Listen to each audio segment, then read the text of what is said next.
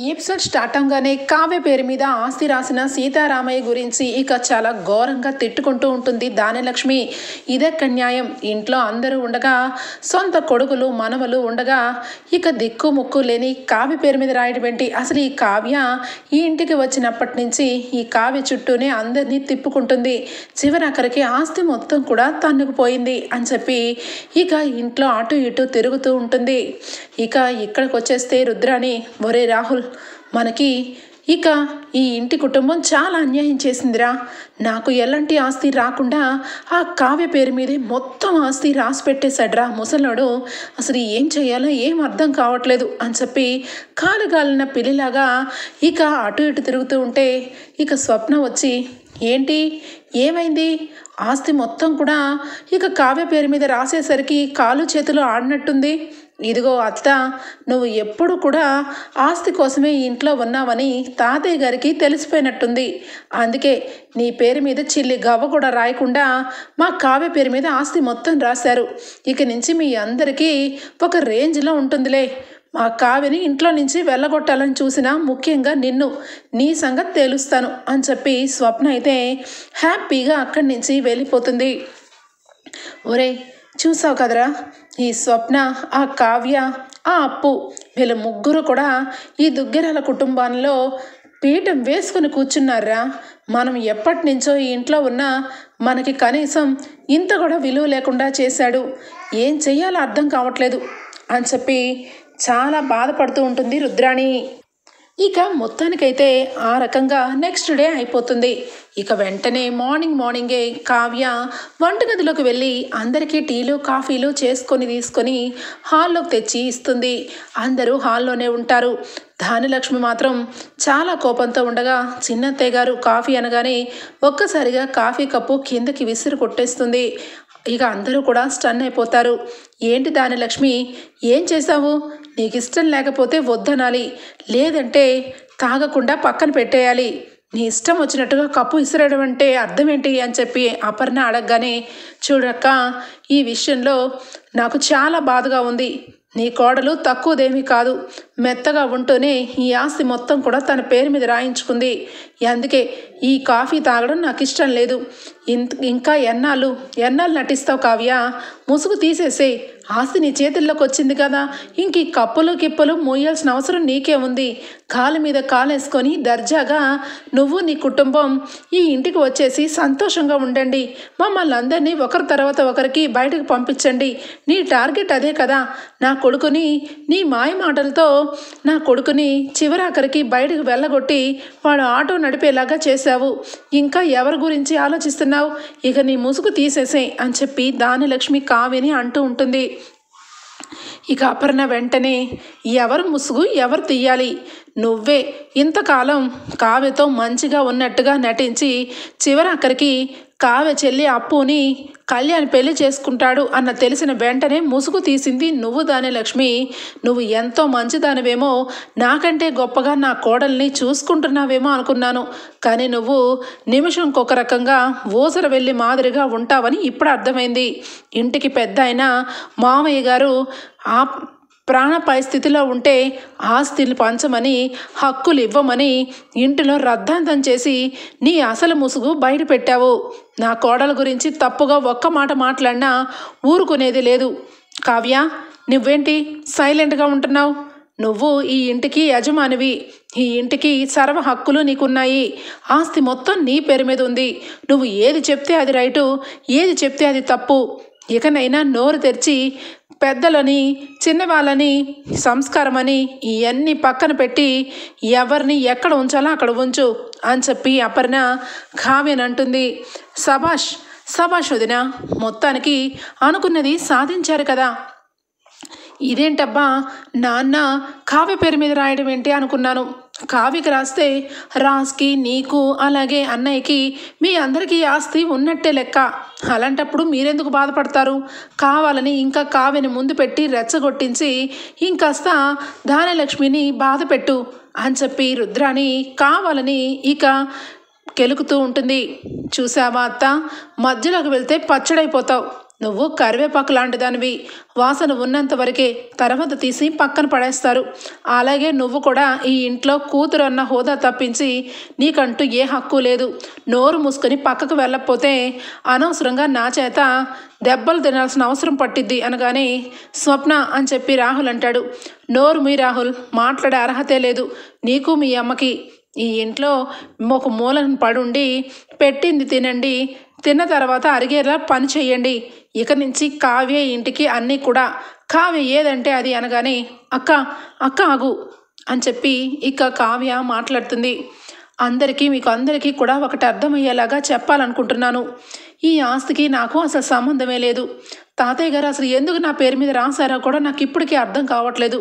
చూడండి చిన్నత్తయ్య, మీరు నా మీద కోపంతో కాఫీ కప్పు కింద పడేశారు, కానీ నేను మీ మీద కోపంతో చెప్పట్లేదు, నిజంగానే చెప్తున్నాను. ఈ ఆస్తి నా పేరు మీద రాసిన ఆస్తికి నాకు ఎలాంటి సంబంధం లేదు అత్తయ్య. మీరు అలాగే ఇక కుటుంబం అందరూ కూడా కలిసి ఉండాలని నేను కూడా కోరుకుంటున్నాను.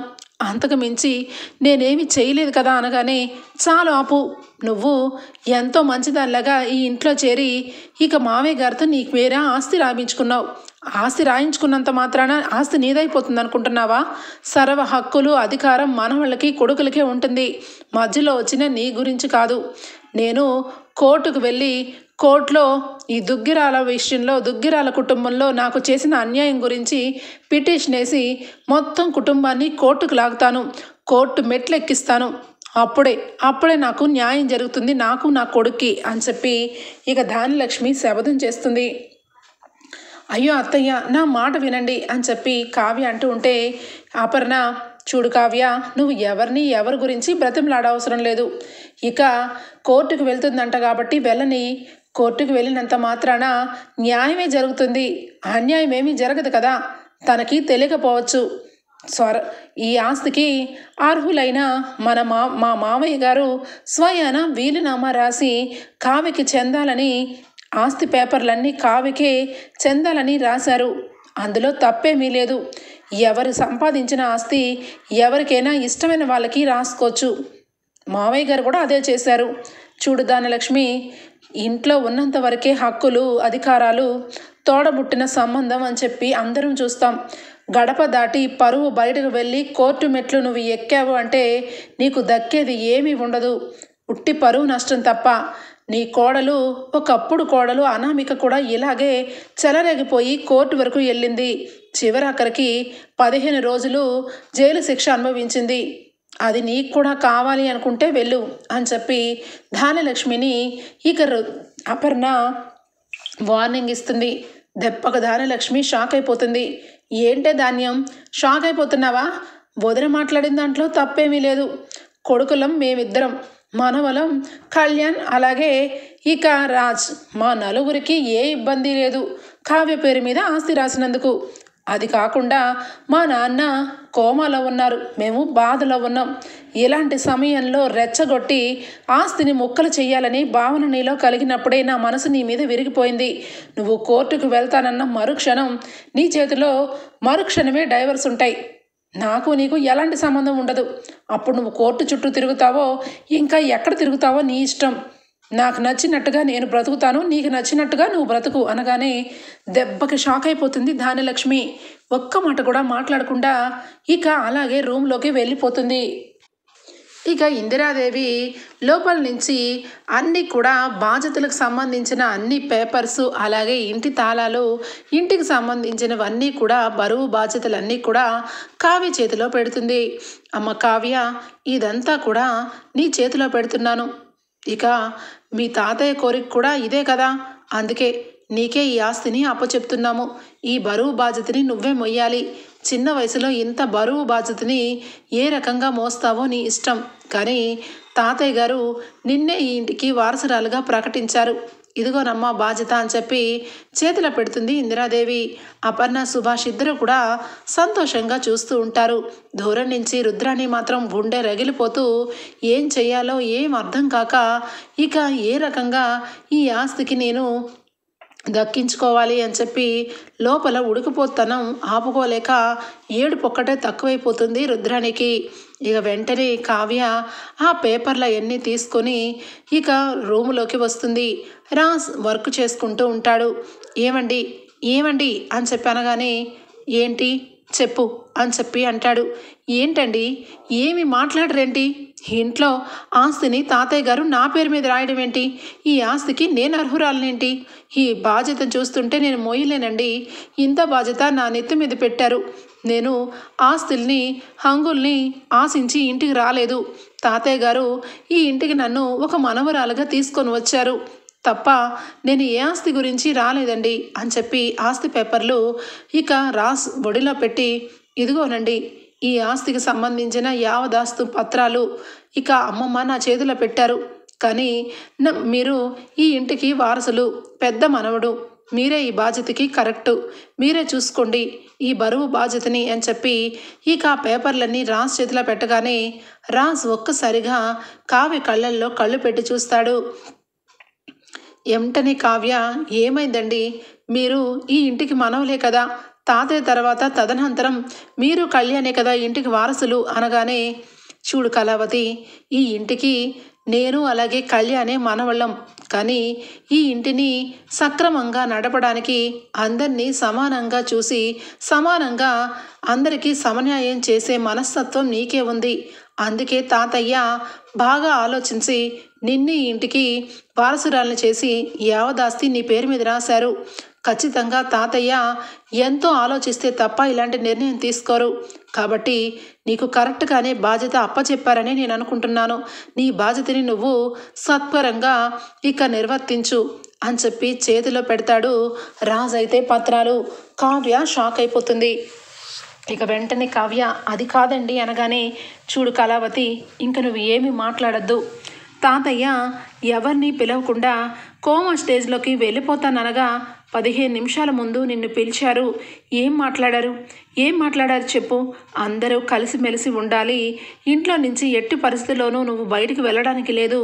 ఇంటిలో అందరూ కూడా ప్రేమ అనురాగాలతో ఉండేలాగా చూసుకునే బాధ్యత నీది అని అన్నారు. నిజమా కాదా అనగానే ఒక్కసారిగా కావ్య షాక్ అయిపోతుంది.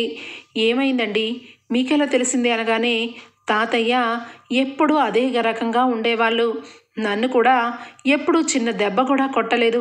కానీ తాతయ్య నన్ను చంప మీద కొట్టి నా గురించి 4 విషయాలు బయట పెట్టారు. నేను ఎప్పుడూ కూడా ఘోరంగా ప్రవర్తించలేదని, నీ విషయంలో చాలా కర్కోటకంగా ప్రవర్తించానని ఇక తాతయ్య నన్ను కోపంతో కొట్టారు. నాకు అప్పుడే అర్థమైంది నేను ఎంత పెద్ద తప్పు చేశానని. తాతయ్యకి వచ్చి క్షమాపణ అడిగి నిన్ను మనస్ఫూర్తిగా నీకు కూడా సారీ చెప్పి ఇక ఇంట్లోకి తీసుకుని వద్దాము అని చెప్పి అనుకునే లోపలే తాతయ్య కోమలోకి వెళ్ళిపోయారు. ఇప్పుడు కలిగి ఈ విషయంలో నేను ఒక్క మాట కూడా నీ దగ్గర చెప్పినా నువ్వు నమ్మవని నాకు తెలుసు అనగానే లేదండి, నేను మిమ్మల్ని తప్ప ఎవరిని నమ్ముతాను? మీరు ఎప్పుడు కూడా నిజాయితీ పరులే. మీ విషయంలో మీరు గిల్టీగా ఫీల్ అవ్వాల్సిన అవసరం లేదు అని చెప్పి కావ్య అంటుంది. కళావతి అని చెప్పి ఇక పట్టుకుంటాడు. ఇక రాజు అయితే ఒక్కసారిగా చిన్న పిల్లవాళ్ళగా కళ్ళు వెంట నీళ్లు పెట్టుకుంటాడు. అయ్యో ఏమండి ఏమండి ఎందుకు ఏడుస్తున్నారు అనగానే లేదు కళావతి, ఈ ఇల్లు చూస్తుంటే చాలా భయం వేస్తుంది. ఎన్నోసార్లు ఈ ఇంటిలోంచి వెళ్ళిపోదామా అనే ఫీలింగ్ వచ్చింది నాకు. మొదటిసారిగా పిన్ని కోర్ట్ అని ఇల్లుని రద్దాంతం చేసి తాతయ్య గారిని చివరాఖరికి చావు బతుకుల్లో ఉన్న మనిషిని కూడా చూసి ఆస్తులు కావాలని ఇక బతుకున్న మనుషుల్ని చంపేసే రకంగా మాట్లాడుతున్న వాళ్ళందరినీ చూసి చాలా బాధపడ్డాను. బంగారం లాంటి భార్యని దూరం చేసుకున్నానని తాతయ్య ద్వారానే తెలుసుకున్నాను. నిజానికి తాతయ్య నిన్ను అర్థం చేసుకున్నంత ఇదిగా నేను అర్థం చేసుకోలేకపోయాను. అందుకే చెప్తున్నాను కళావతి, ఈ రోజు నుంచి నువ్వు ఈ ఇంటి బాధ్యతని మొత్తం యావదాస్తు ఆస్తి పత్రాలని నీ దగ్గరే ఉంచి నువ్వే జాగ్రత్తగా కుటుంబాన్ని నడిపించగలవని నమ్ముతున్నాను అని చెప్పి 2 చేతులు పట్టుకొని కావ్యని మనస్ఫూర్తిగా సారీ అడిగి ఇక రాజ్ అయితే ఎమోషనల్ అయిపోతాడు. కావ్య రాజ్ మొత్తానికైతే ఒక్కటైపోతారు. ఇక ఇదంతా కూడా రుద్రాని చూస్తుంది. అంటే రాజ్ కావ్య ఒక్కటైపోయారా? ఆస్తి మొత్తం కూడా ఇక కావ్య పేరు మీద రాసినందుకు ఇక వీళ్ళందరూ ఒక్కటైపోతే ఏ రకంగా ఆస్తిని చీల్చాలి నేను? కాబట్టి ఇక వీళ్ళందరి ఆగడాలు చెల్లవు, చేస్తాను, కరెక్ట్గా చేస్తాను అని చెప్పి ఇక రుద్రాణి అయితే ఇక ఐడియా వేస్తుంది. ఇక వెంటనే ధాన్యలక్ష్మి దగ్గరికి వెళ్ళి, ధాన్యలక్ష్మి నువ్వు నాతో కలిసి నువ్వు ఒక విషయంలో ఇక నాకు నువ్వు ఓకే చేస్తే మన ఆస్తి మనకు వస్తుంది అని చెప్పనగానే, ఏం చెయ్యాలి రుద్రాణి? కోర్టుకు వెళ్ళినా కూడా మనకి రాదని తేలిపోయింది. నాకు తెలిసిన లాయర్ని అడిగితే ఎట్టి పరిస్థితుల్లోనూ ఆ కావ్యనే ఇక తన చేతుల మీదుగా ఆ ఆస్తిని వేరొకరి పేరు మీద రాస్తే తప్ప ఎవరు ఏమి చేయలేరని చెప్పారు. ఏం చెయ్యాలో నాకేం అర్థం కావట్లేదు అనగానే, అందుకే నేను చెప్పిన ఐడియాని నువ్వు ఫాలో చేస్తే ఖచ్చితంగా మన ఆస్తులు మనకు వస్తాయి అని చెప్పి అంటుంది రుద్రాణి. ఏంటి చెప్పు, ఆస్తి కోసం ఏమైనా చేస్తాను అని చెప్పి ఇక ధాన్యలక్ష్మి అనగానే, ఏమీ లేదు, సింపుల్గా కావ్యని కిడ్నాప్ చేయాలి. ఇక కిడ్నాప్ చేసి తన చేతులతోనే తను ఖచ్చితంగా ఆస్తి సంతకం మీద సంతకం చేయించుకుంటే చాలు, ఇక వెంటనే మన పని అయిపోతుంది. నువ్వు నేను అనుకున్నట్టు ఈ ఆస్తిని సాధించగలం అని చెప్పి అనగానే ఇక వెంటనే ధాన్యలక్ష్మి, అమ్మ బాబోయ్, కిడ్నాప్ ఆ రుద్రాణి, నాకెందుకో భయం వేస్తుంది అనగానే, ఏం పర్వాలేదు, ఆస్తి కావాలా నీకు? లేదంటే భయపడుతూ కూర్చుంటావా? మనం ఏమీ చెయ్యం, ఓన్లీ కిడ్నాప్ చేయిస్తాం అంతే. ఖాళీ పేపర్ల మీద సంతకం చేయించి మొత్తానికైతే తను మనకి ఆస్తి రాసిచ్చినట్టు మనం క్రియేట్ చేసుకోవచ్చు. ఏమంటావు? ఎప్పుడైనా ముళ్ళుతోనే తీయాలి. ఇక మా నాన్న మన ఇద్దరినీ కూడా అన్యాయం చేసి రాజ్ భార్యకి ఆస్తి రాశాడంటే ఇక్కడే అర్థం చేసుకో అని చెప్పి రుద్రాణి ఇక ధాన్యలక్ష్మి మనసుని పాడు చేస్తుంది. ధాన్యలక్ష్మి ఇక ఒప్పుకోక సరేనని ఒప్పుకోగానే ఇక వెంటనే ప్లాన్ని స్టార్ట్ చేస్తుంది. ఇక రుద్రాణి కావ్య ఒక్కదే మార్కెట్ కని బయలుదేరుతూ ఉంటే వెనక నుంచి వేరొక అతనితో కిడ్నాప్ చేయిస్తుంది. కావ్య కిడ్నాప్ అయింది అన్న సంగతి ఇంట్లో అందరికీ తెలిసిపోతుంది. కావ్య ఏమైపోయింది, ఎప్పుడు ఎక్కడికి చెప్పకుండా వెళ్ళదు, అలాంటిది కావ్యని ఎవరో కిడ్నాప్ చేశారు అని చెప్పి మొత్తానికి విషయం తెలుసుకుంటారు. ఇక మొత్తానికైతే రౌడీల ద్వారా కావ్యని ఇక సంతకాలు చేయమని చెప్పి అడగగానే, సంతకాల ఎందుకు చేయాలి, అసలు మీరెవర్రా, నేను చెయ్యను అని చెప్పి కావ్య అంటూ ఉంటే, మర్యాదగా సంతకం చేయకపోతే నువ్వు ఏదైతే అనుకుంటున్నావో అదే జరుగుతుంది. ఎట్టి పరిస్థితిలోనూ నువ్వు సంతకం చేయకుండా ఇది దాటి వెళ్ళవు, మర్యాదగా సంతకం చేయని చెప్పి ఇక ఆస్తి పేపర్లని తీసుకొని వచ్చి సంతకం చేయించమనగానే ఇక కావ్య సంతకం చేస్తుంది. ఒక్కసారిగా ఇక రౌడీల ద్వారా అమ్మయ్య కావ్య సంతకం చేసింది ధాన్యలక్ష్మి, ఇవి తీసుకొని మనం మన ఆస్తిని దక్కించుకోవచ్చు, పద లాయర్ దగ్గరికి అని చెప్పి ఇక లాయర్కి ఫోన్ చేసి ఇక లాయర్ని కలవటం జరుగుతుంది. ఒక్కసారిగా లాయర్ అయితే కావ్య సంతకం ఇక ఆస్తి పేపర్ల మీద పెట్టేసరికి మొత్తం చూసి, ఇది ఈ ఇంటికి సంబంధించిన కోడలు, ఇక మనవరాలు సీతారామయ్య గారికి ఇక మనవరాలే కదా కావ్య. అవును లాయర్ గారు, ఆస్తికి వారసురాలు ఇక మా నాన్నగారు ఆమె పేరు ఆస్తి రాశారని చెప్పారు కదా, ఇప్పుడు ఆమంతలకు ఆమె స్వయంగా తనకి ఏ ఆస్తి వద్దని ఆ ఆస్తి ఉమ్మడిగా పంచుకోమని సంతకాలు పెట్టింది చూడండి అని చెప్పి రుద్రాన్ని చూపించగానే, అయ్యో మేడం, మీకు విషయం తెలియదు కదా, మీరు పొరపాటు పడుతున్నారు, కావ్య పేరు మీద ఎలాంటి ఆస్తి లేదు అనగానే, ఏంటి ఆటలాడుతున్నారా, మీరేగా వచ్చి కావ్య పేరు మీద ఆస్తి ఉందన్నారు అని చెప్పి అడుగుతుంది ధాన్యలక్ష్మి. అవునండి, నేను చెప్పిన తర్వాత వెంటనే కావ్య మేడం నాకు ఫోన్ చేసి నన్ను పర్సనల్గా కలిశారు. అసలు నా పేరు మీద తాతయ్య గారు ఆస్తి రాయడం ఏంటి, ఇదంతా కూడా ఎవరికి ఏం చెందాలో అదే చెందాలి, నా పేరు మీద ఈ ఆస్తి నాకొద్దు అనగానే, మరి మీ ఇష్టం మేడం, మీ పేరు మీద ఆస్తి ఇష్టం లేనప్పుడు మీకు నచ్చిన వాళ్ళకి రాసి పెట్టుకోవచ్చు అని చెప్పి నేను చెప్పాను. వెంటనే ఒక్క నిమిషం కూడా ఆలోచించకుండా ఈ ఆస్తి మొత్తం కూడా ఇక మీ కొడుకు అయినా ఇక కళ్యాణ్ గారికి ఆస్తి మొత్తం రాశారు అని చెప్పి ఇక విషయం చెప్పగానే దెబ్బకి స్టన్ అయిపోతుంది రుద్రాణి. ఏంటి, కళ్యాణ్ పేరు మీద ఆస్తి మొత్తం రాసేసిందా ఆ కావ్య అనగానే, అవును, మొత్తం ఆస్తి మొత్తం రాసి పెట్టేశారు కావ్య గారు. కావ్య గారు ఇంకొక మాట కూడా అన్నారు, ఈ ఆస్తి ఎప్పటికీ కూడా ఉమ్మడిగా ఉండాలి, కళ్యాణ్ పేరు మీద ఉంటేనే ఆస్తి ఎప్పుడూ చీలికలు కాదని కళ్యాణ్ పేరు మీదే ఆస్తి రాశారు. ఈ విషయం మీకు ఎవరికి చెప్పొద్దన్నారు, అందుకే మీకు ఈ విషయం తెలియజేయలేదు అని చెప్పి విషయం చెప్పగానే దెబ్బకిష్టాన్నే పోతుంది ధాన్యలక్ష్మి. ఒక్కసారిగా రుద్రాణి, నేను చాలా పెద్ద తప్పు చేశాను, నిజానికి నేను చాలా మూర్ఖంగా ప్రవర్తించాను. కావ్య ఎంత మంచిదో ఇప్పుడు అర్థమవుతుంది. వేల కోట్ల లక్షలు ఖర్చు పెట్టైనా ఇలాంటి బంగారపు బొమ్మని ఎవరు కూడా ఇంట్లో నుంచి పంపించకూడదు. అలాంటి అమ్మాయిని కిడ్నాప్ చేయించాను. తను నన్ను చిన్నత్తయ్య అని ఎంతో ప్రేమగా పిలిచే నన్ను నేనొక విషపురుగులాగా మారిపోయి తన్ని కిడ్నాప్ చేయించాను. చిచ్చి, నాకే గిల్టీగా ఉంది. ముందెళ్ళి కావ్యని విడిపించాలి పద అనగానే ఇక రుద్రాణి, అవును కావ్యని విడిపించేయాలి, కానీ కావ్య ప్లేస్లో నిన్ను పెట్టాలి అని చెప్పి ఇక మనసులో అనుకొని కావ్యని వదిలించేసి పద, నిన్ను వదిలేది లేదు అనగానే, ఏయ్ రుద్రాణి ఏం మాట్లాడుతున్నావు అనగానే, మర్యాదగా కళ్యాణ్ గడికి ఫోన్ చేయి, వాడు వచ్చి ఆస్తి రాహుల్ పేరు మీద రాయించు, లేదంటే ఇప్పుడే నిన్ను చంపేస్తాను అనగానే ఇక ఒక్కసారిగా కావ్య, రాజ్, దుగ్గిరాల కుటుంబం అందరూ కూడా అక్కడికి చేరుకుంటారు. కావ్య వెంటనే, ఏంటి మా చిన్నత్తయ్య గారిని చంపేంత దానివి అయ్యావా నువ్వు ఒక విషనాగువని నాకు బాగా తెలుసు, కిడ్నాప్ చేయించింది కూడా నువ్వే అని నాకు తెలుసు, అందుకే నేను వెంటనే ఇంట్లో వాళ్ళకి ఇన్ఫామ్ చేశాను. ఇక్కడ ఏ విషయం జరుగుతుందో మొత్తం లైవ్గా ఆయనకే పంపించాను. నువ్వు చిన్నత్తయ్యని ట్రాప్ చేసి చిన్నత్తయ్య మనసు మార్చి చివరాఖరికి చిన్నత్తయ్యనే చంపాలని చూస్తావా? అసలు నువ్వు మనిషివేనా అని చెప్పి చంప చెళ్ళుమని వాయిస్తుంది కావ్య రుద్రాణిది. రుద్రాణి ఒక్క మాట కూడా సమాధానం చెప్పలేక, అమ్మా అది ఏమైందంటే అనగానే, నోర్మి, నువ్వు ఎలాంటి దానివో ఇంకా కూడా నువ్వు చెప్పుకోవాలని చూస్తావా? ఇంట్లో ఇక నిన్ను పెంచి పోషించిన ఆయనే ఆపదలో ఉన్నారు, చావు బతుకుల్లో ఉన్నారన్నా కూడా నువ్వు ఏ రకంగా ప్రవర్తించావో అందరికీ తెలుసు. ఇంకా నిన్ను ఎలా నమ్ముతాము? ఇక్కడికి తీసుకొచ్చి నా మనవరాల్ని కిడ్నాప్ చేయించి ఆస్తి కొట్టేయాలని చూసావు నువ్వు, కానీ నా మనవరాలు తనకి ఏ ఆస్తి వద్దని ఇదిగో నా కోడలు ధాన్యలక్ష్మి ఇప్పుడు చెప్తున్నా, నువ్వు ఇప్పటికైనా మనిషిగా మారకపోతే ఎప్పటికీ మారలేవు.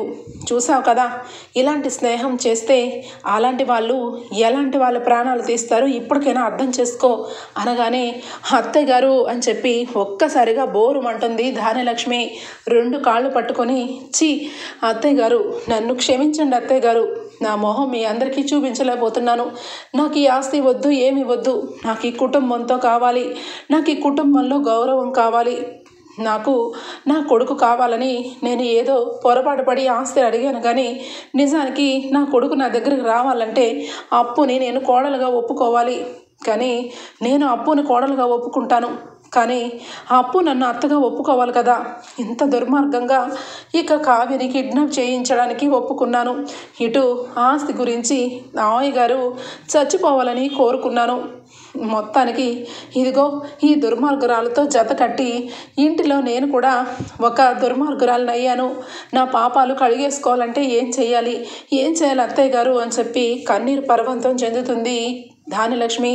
ఇక వెంటనే కావ్య, అయ్యో చిన్నత్తయ్య, మీరు ఇలా మారిపోయారంటే అందరికీ సంతోషమే. మీరు మంచేదో చెడేదో తెలుసుకున్నారు, అంతే చాలు. మీరు ఎప్పటికీ మా చిన్నత్తయ్యే, ఎప్పటికీ మీరు అందరితో కలిసిమెలిసి ఉండే మనిషే. మిమ్మల్ని మేము అందరం నమ్ముతున్నాం. ఈ రుద్రాణి వల్లే మీరు ఇలా మారిపోయారని మాకు తెలుసు అనగానే ఇక ఆస్తి పేపర్లన్నీ కూడా ఇక కావ్య, చిన్నత్తయ్య ఇది కళ్యాణ్ పేరు మీద ఈ ఆస్తి రాసిచ్చాను, ఈ ఆస్తి మొత్తం కళ్యాణ్దే, కళ్యాణ్ ఏదంటే అది, ఎప్పటికీ అందరం కలిసే ఉందాం అనగానే, అవునమ్మా, అవును పిన్ని, ఎప్పుడు కూడా నీ మనసులో ఏ రోజు కూడా మేము ఆస్తి మొత్తం తీసుకుంటున్నామన్న ఆలోచన రావద్దు.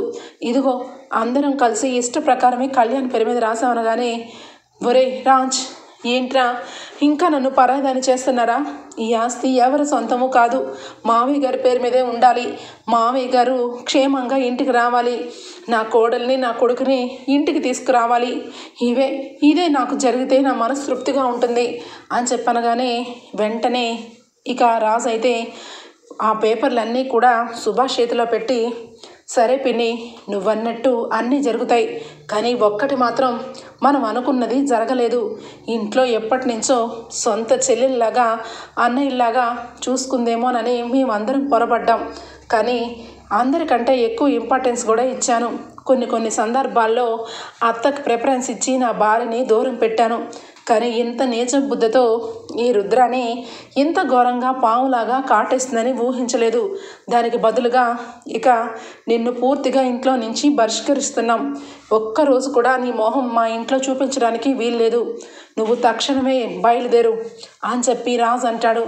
అది కాదురా రాజు అనగానే, ఎవరే నీకు రాజు అని చెప్పి ఇక అపర్ణ చెంప చెల్లుమని కొడుతుంది. నిన్ను ప్రాణాలతో ఎందుకు వదిలేస్తున్నామో తెలుసా? ఒకప్పుడు మామయ్య గారు నిన్ను కూతురుగా అనుకొని ఇంటికి తెచ్చారు కాబట్టి. ఇప్పుడు మామయ్య గారు నిజంగా మామూలుగా ఉంటే నిన్ను చూసి ఆయన నిజంగా గుండె జారి కొట్టుకునేవాళ్ళు. అంత నీచ బుద్ధిదానివి. నువ్వు ఇక్కడి నుంచి మర్యాదగా ఎక్కడికైనా వెళ్ళిపో, లేదంటే ఏదో రోజన్నా మాకు కనబడితే మాత్రం ప్రాణాలు పోతాయి, జాగ్రత్త. నువ్వు కుటుంబంలో చీడ పురుగు లాంటి దానివి అని చెప్పి అపర్ణ అంటుంది.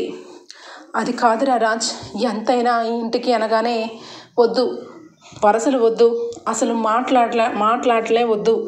ఈ ఆస్తి గురించి కావ్యని కిడ్నాప్ చేయించావు, మా మమ్మీని చంపాలని చూసావు. చివరాఖరికి ఇక దిక్కుతోచని పరిస్థితిలో ఈ ఆస్తి కోసం పిన్నిని కూడా చంపాలని చూసావు. ఇన్ని పాపాలు చేసిన నువ్వు వరసలు కలిపితే మొత్తం మర్చిపోతారని ఎలా అనుకున్నావు అనగానే దెబ్బగా స్టన్ అయిపోతుంది. అపర్ణ వదినని నేను చంపాలని ఎప్పుడు చూడలేదురా అనగానే వెంటనే రాహుల్ వచ్చి, ఎందుకమ్మా ఇంకా అబద్ధాలు ఆడతావు? నువ్వు చేసిన పాపాలు ఒప్పుకో. నువ్వు చేసిన పాపాలు, నేను చేసిన పాపాలు రాజ్కి చెప్పేశాను. ఎందుకంటే ఎంతైనా స్వప్న నా భార్య, స్వప్న కడుపులో ఉన్నది నా బిడ్డ. అలాంటప్పుడు స్వప్నని, నా బిడ్డని నేను ప్రేమగా చూసుకోవాలంటే నీతో సావాసం మంచిది కాదని అర్థమైంది. నువ్వు ప్రాణాలు తీయిస్తూ ఉంటే రేపటి రోజు నేను జైల్లో ఉంటే నా బిడ్డకి ఎవరు అండగా ఉంటారు? అందుకే నేను నువ్వు చేసిన పాపాన్ని రాజ్తో చెప్పేశాను. ఈ పాపంలో నాకు భాగం ఉందని నేను చెప్పాను. కానీ నన్ను క్షమించారు, నిన్ను క్షమించలేరు. ఎందుకంటే నువ్వు తప్పు మీద తప్పు చేసుకుంటూ చివరాఖరికి ఇక ఈరోజు రౌడీలతో మాట్లాడి దానిలక్ష్మి అత్తను కూడా చంపాలని చూసావు. అందుకే నేను నిజం చెప్పేశాను అని చెప్పి రాహుల్ అంటాడు. ఒరేయ్ రాహుల్, కుటుంబం అంతా నన్ను వెలవేస్తే నువ్వు కూడా వెలవేస్తావా? సరే, మీరందరూ నన్ను వెలవేస్తున్నారు కాబట్టి నేను ఒక మాట చెప్తున్నాను. నాకు ఈ ఇంటికి సంబంధమే లేదని పంపించేస్తున్నారు కదా, ఏదో రోజు నా ఏడుపు మీకు తగలకుండా ఉండదు, ఖచ్చితంగా తగిలి తీరుతుంది అని చెప్పి రుద్రాని అక్కడి నుంచి ఇక వెళ్ళిపోతుంది. ఇక దుగ్గిరాల కుటుంబం అంతా సంతోషంగా ఇక దానిలక్ష్మి అందరూ కూడా ఇంటికి చేరుకుంటారు.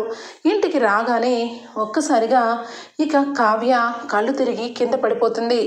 అమ్మ కావ్య ఏమైంది అని చెప్పి అందరూ కూడా కావ్యని దగ్గరకు తీసుకోగానే కావ్య ఇక కళ్ళు తెరవదు. ఇంతలోనే డాక్టర్కి ఫోన్ చేస్తాడు రాజ్. డాక్టర్ వచ్చి కావ్యని చెక్ చేసి కావ్య కడుపుతో ఉందని మంచి గుడ్ న్యూస్ అయితే చెప్తుంది. కుటుంబం అంతా కూడా సంతోషంతో ఈ విషయం కానీ సీతారామయ్య గారికి మెలకువలో ఉన్నప్పుడు తెలిస్తే ఎంత ఆనందం పడేవాళ్ళనని అందరూ అనుకున్న లోపలే ఇక సీతారామయ్య గారికి కూడా స్పృహ వస్తుంది. ఒక్కసారిగా ఈ విషయం డాక్టర్ ద్వారా తెలిసిన కుటుంబం ఇటు కావ్య కడుపుతో ఉంది, సీతారామయ్య గారు కోమాలోంచి బయటకు వచ్చారు అన్న విషయం తెలుసుకున్న కుటుంబం అందరూ సంతోషపడుతూ ఉంటారు. ధాన్యలక్ష్మి ఇక తప్పు తెలుసుకొని కావ్యకి మనస్ఫూర్తిగా సారీ చెప్పి అప్పుని కళ్యాణ్ని ఇంటికి రమ్మని కళ్యాణ్కి అడుగుతుంది. కళ్యాణ్ విషయం చెప్తాడు. అప్పు ఇక్కడ లేదమ్మా, పోలీస్ ట్రైనింగ్కి అప్పు వెళ్ళిందని చెప్పగానే ఇక ధాన్యలక్ష్మి సంతోషపడుతుంది. తన ట్రైనింగ్ పూర్తి చేసుకొని ఇక్కడికి వచ్చిన మరుక్షణం కళ్యాణ్కి అప్పుకి మళ్ళా పెళ్లి చేస్తాను. వాళ్ళిద్దరినీ ఇక అందరి ముందు నా కోడలుగా పరిచయం చేస్తాను. నా కోడలు పోలీస్ ఆఫీసర్ అయ్యిందని గర్వంగా చెప్పుకుంటాను అని చెప్పి దానిలక్ష్మి పూర్తిగా మారిపోతుంది. ఇక వీళ్ళందరూ ఇంత సంతోషంగా ఉంటే ఇక రుద్రాణి మాత్రం లోపలంతా కుట్ర పెట్టుకొని తనని ఒంటరిగా ఇంట్లో నుంచి గెంటేశారని ఇక అనామిక చెంత చేరుతుంది. అనామిక అలాగే రుద్రాణి ఇద్దరూ కలిసి మన ఇద్దరిని ఆ ఇంట్లో నుంచి గెంటేశారంటే అందుకే ఆ ఇంటి మీద పగ తీర్చుకోవాలి, ఏదో రకంగా ఆ ఇంటిని ఏడిపించాలి, జీవితాంతం వాళ్ళు బాధపడుతూనే ఉండాలి, దానికి మీరు నాకు తోడుగా ఉంటే చాలు, మనిద్దరం కలిసి ఆ కుటుంబాన్ని అంతం చెయ్యాలి అని చెప్పి ఇద్దరు కూడా మాట్లాడుకుంటూ ఉంటారు. ఓకే ఫ్రెండ్స్, రాబోయే ఎపిసోడ్స్లో ఏం జరగాలని మీరు కోరుకుంటున్నారో ఇక ఆ విధంగానే జరిగింది. మీకు నచ్చినట్లయితే ఒక లైక్ ఇచ్చేయండి ఫ్రెండ్స్. బాయ్.